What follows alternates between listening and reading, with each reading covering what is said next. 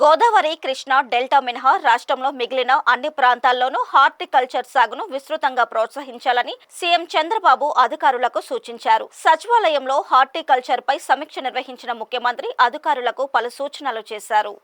మిరప, అరటి, మామిడి, oil palm, cocoa, dragon fruit, జీడి మామిడి, కాఫీ, కొబ్బరి, టమోటా, ఉల్లి మొదలైన 11 ప్రాధాన్య పంటలతో రాష్ట్రంలో 24 క్లస్టర్లు ఏర్పాటు చేసి రైతులకు తోడ్పాటు అందించాలని సీఎం అధికారులను ఆదేశించారు. ప్రస్తుతం రాష్ట్రంలో 18.23 లక్షల హెక్టారులో ఉన్న ఉద్యానవన సాగును వచ్చే 5 ఏళ్లలో రెట్టింపు చేసేలా ప్రణాళికలు రూపొందించాలని చెప్పారు.